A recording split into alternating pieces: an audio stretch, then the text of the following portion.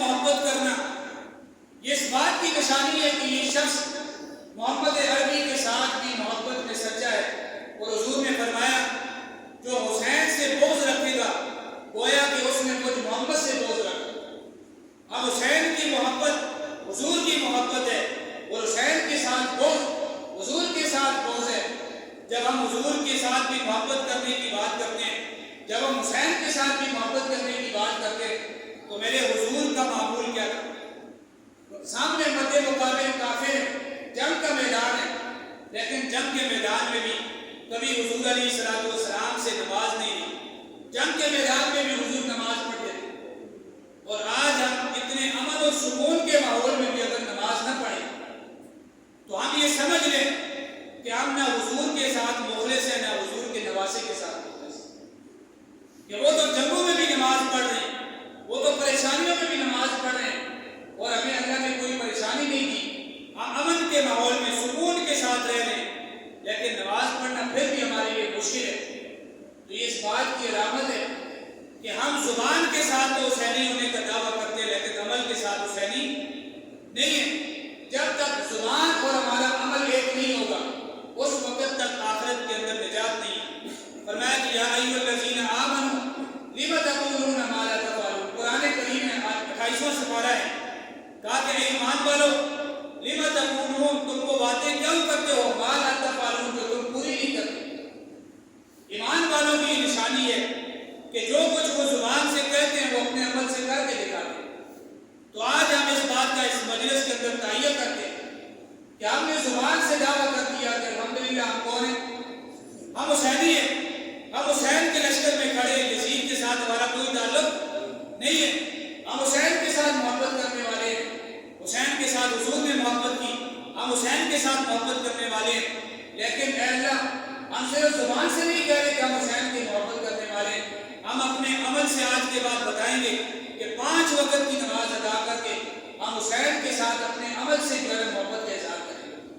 اور کل 10 محرم الحرام ہے، کل کا روزہ رکھ کر ہم حسین کے ساتھ عملی محبت کا ثبوت دیں گے اور 10 کے ساتھ پھر 11 کو روزہ بھی رکھیں گے تاکہ 2 روزے ہو جائیں، حضور کی خواہش پوری ہو جائے۔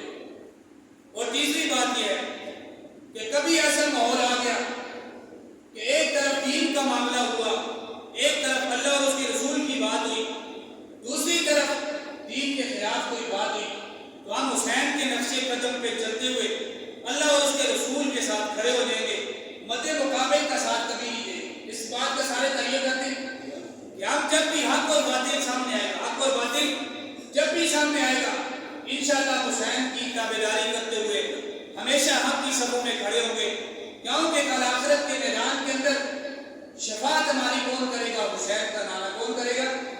حسین کا نعرہ سفارش کرے گا۔ اور جن لوگوں کے دل میں حسین کا بغض ہوگا کل قیامت کے دن حضور ان کی سفارش نہیں کریں گے۔ اس لیے ہم تائید کرتے ہیں کہ ہم نے اپنی اولاد کی تربیت بھی حضرت حسین کی طرح کرنی ہے کہ ہماری اولاد کی خوراک بھی حلال ہو، ہماری اولاد کی تربیت بھی قرآن والی ہو، نماز والی ہو، مسجد والی ہو۔ حسین تو قرآن کا قاری تھا، حسین تو عالم تھا، حسین نمازی تھا۔ آج ہم اپنے گریبان میں جانتے کہ ہم کیا ہیں، اور معذرت کے ساتھ حضرت حسین رضی اللہ تعالیٰ عنہ کا چہرہ جب شمر کے سامنے رکھا گیا تو حضرت حسین رضی اللہ تعالیٰ عنہ کے چہرے مبارک کے اوپر گھنی داڑھی تھی۔ کیا تھی؟ گھنی داڑھی تھی۔ اور حضرت علی المرتضیٰ رضی اللہ تعالیٰ عنہ فرماتے ہیں کہ اتنی گھنی داڑھی تھی حضرت علی کی کہ سینہ مبارک داڑھی سے بھر جاتا تھا۔ یہ حسین اور حسین کے والد کی کیا کیا ادائی تھی جو ہمارے سامنے نہیں۔ تو اگر ہم حسین کا دعویٰ کرتے ہیں تو آج کے بعد ہم تائید کریں کہ حسین کی نسبت پہ ہمیں فخر ہے، حضرت علی کی نسبت پہ ہمیں فخر ہے، حضور علیہ السلام کی نسبت پہ ہمیں فخر ہے۔ اور 1,24,000 کم و بیش انبیاء کرام جتنے بھی انبیاء تھے کوئی بھی نبی ایسا نہیں کہ جس کے چہرے مبارک کے اوپر داڑھی نہ ہو۔ تو ہمیں حسین کی نسبت پہ فخر ہے، حضرت علی کے نام پہ ہمیں فخر ہے، ہم حضور کے نام لیوا ہیں، سارے کے سارے انبیاء ہمارے سروں کا تاج ہے۔ آج کے بعد ہم یہ تائید کریں کہ ہم عملی طور پر اپنی شکل بھی انبیاء کی طرح، صحابہ کی طرح، حضرت حسین کی طرح بنائیں گے اپنے چہروں پہ داڑھی رکھیں گے تاکہ ہماری شکل و صورت ان عظیم ہستیوں کے ساتھ ہو۔ اور قرآن کریم نے اور حدیث مبارکہ نے کیا بتایا؟ حدیث میں آتا ہے من تشبہ بقوم فہو منہم، فرمایا کہ جو جس قوم کی مشابہت اختیار کرتا ہے، فرمایا کہ کل قیامت کے دن حشر کے میدان میں اسی قوم سے اس شخص کو اٹھایا جائے۔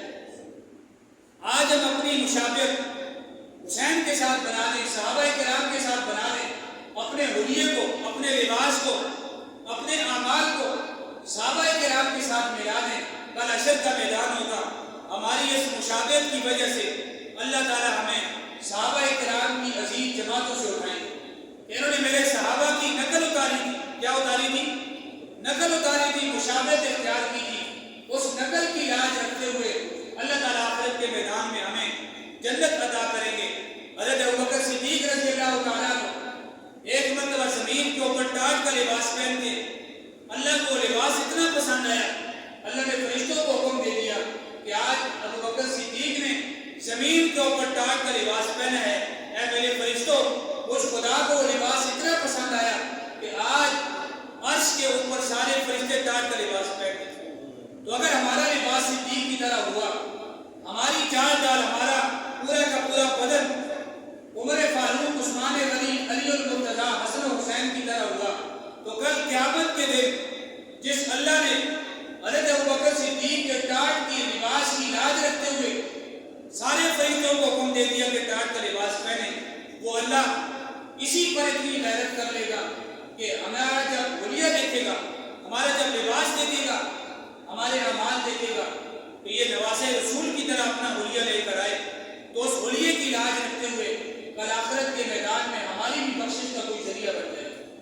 تو سارے حضرات اس بات کا تہیہ کرتے ہیں کہ آج کے بعد ہماری ساری زندگی صحابہ کرام کے نقشوں کے مطابق ہوگی۔ کس کے مطابق ہوگی؟ صحابہ کرام کے نقشوں کے مطابق ہوگی، اور آخرت کے میدان کے اندر پھر اللہ کریم ہمیں ان عظیم ہستیوں کے ساتھ اٹھائیں گے۔ دعا ہے کہ اللہ کریم جو کچھ کہا سنا اس پر عمل کرنے کی توفیق عطا فرمائے، اور نواسے رسول نے جس انداز میں اپنی جان اسلام کے لیے قربان کی، اگر اللہ نے کہیں موقع دیا تو ہمیں بھی اللہ تعالیٰ اپنی جان، اپنا مال، اپنی اولاد، اپنے گھر بار والے اسلام کے اوپر نجابت کرنے کی توفیق